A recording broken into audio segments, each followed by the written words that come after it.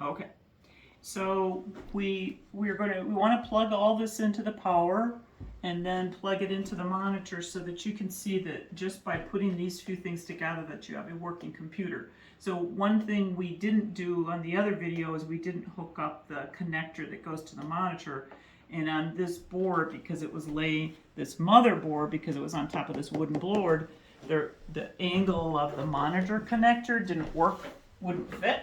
So we just got a book, and for the sake of this video, we set the motherboard on top of a book so that we could then hook up this connector that goes to the monitor. Which was handy, but is not typical.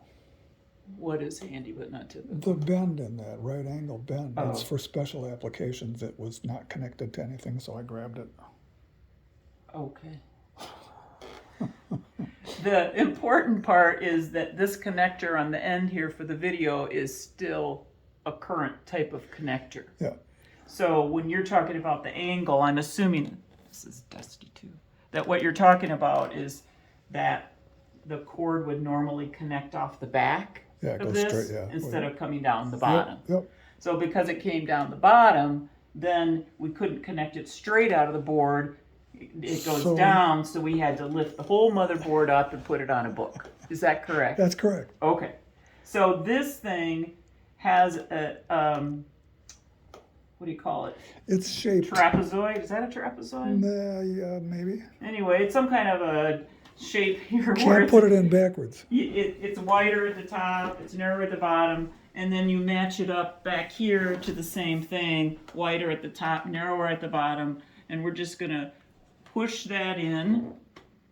And then there's these two little screws on the back, and you can tighten these down as well. Good practice. If something goes wrong and it doesn't work, that's the first thing. If you haven't turned those in, that's so I'm just going to best practice. Turn those in too. So that's seated down tightly. Okay. And then, now we've got, this is the power, the cord for the power supply, which we looked at before, and Grandpa's already plugged it into the outlet strip. Right. Is there a difference on whether you should not? Well, the power, connecting the power is the last thing you do before you're ready to try it. So it doesn't make any difference if you hook it up to this before you plug it in, or if you plug it in first and then hook it up. Okay. All right. So this is again got a shape, so that you match the shape, which is easy to see. We match the shape. Just slide that thing in. So this has got power now. And this has got connection to the monitor now. The other end of this connector that goes to the monitor, Grandpa had already plugged into the back of the monitor, and we're not showing you that in as much detail because your monitor is probably going to have a different kind of connector than this, so it's going to look different. Yeah. This light isn't lit up. Is the monitor plugged in? It's lit. Is it? Yeah. Okay, I guess I can't see it from this angle. So that's on. Monitor is You on. can press it and turn it off if you want. Okay, now I can see it. That's off. That's on. Okay. All right. So and this is our fancy starting switch. Right. So that's not normal. That's just because this is loose because it's out of the case. Yeah. Normally, if it's in the case, there's going to be a button on the outside of the case that fits over the top of this, and you press that, and then it actually pushes this physical button on the inside. And we'll have to talk about that because it has to be arranged a certain way on the plugged into a set of pins on the corner of the monitor. Okay, so you want me to just push this now? Yeah. Okay. Now watch. So we're going to watch the screen, see if anything happens. Okay. I hear this starting up. Fans running. Oh, lights up. Lights up. It's working. Okay, it's working. Good job, Grandma. Now there's nothing there that's fun or anything like that. All it's doing is going through its boot routine, right? Yep, very good. So it's just setting everything up. What does the bottom line say? Press F2 to load default values and continue. Hit the space bar.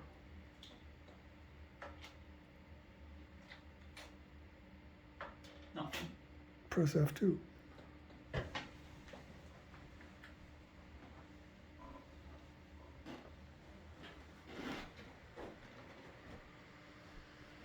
It's working. It says Linux Mint. Yeah. So Grandma just built her first computer. All right. And It seems easier than building a Lego car, that's for sure. and now you've got your Mint logo. That's Linux Mint LM. And when it's finished starting up. So your new gamer machine isn't going to take this long to start up. Yeah, right. This is This is older than Just- you are, Quinn. yeah. This is just to demonstrate how things go together. It's not intended to be the end product in the sense of the gamer machine. Right, right. This is It's this is just for to practice. understand, right? Yep. Practice to understand how it works. So how long do we have to wait Oh, before a it? few more seconds. 5, 4, 3, 2, 1. 5, 4, 3, 2, 1. 10, 9, 8, 7, 6, 5, 15, 14, You 13. could push stop for a minute until it's ready. Pause. Was it? Oh, Here we Aaron go. did something. So it's gonna log in. Quinn has his own username and password. You set one up for him? hmm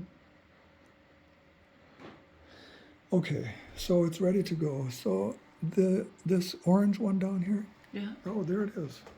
Yay. Okay, there's a nice picture. So we don't have the internet hooked up, but it'll launch a browser. So click on, there's an orange icon down there, that's Firefox.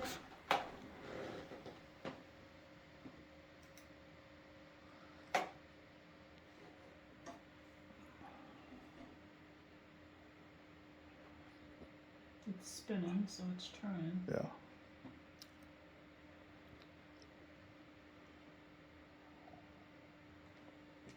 And if it were connected to the internet, this would be an internet browser that will take you where you want to go. We don't know if the internet is going to be allowed or not, so. Oh, well, I think it probably will. I mean, they use YouTube and such, so. Ah, okay. Okay, so that we'll conclude that, and then we'll take it apart and put it back together, and I'll do it, and we'll time it. If that makes you happy, you can do that.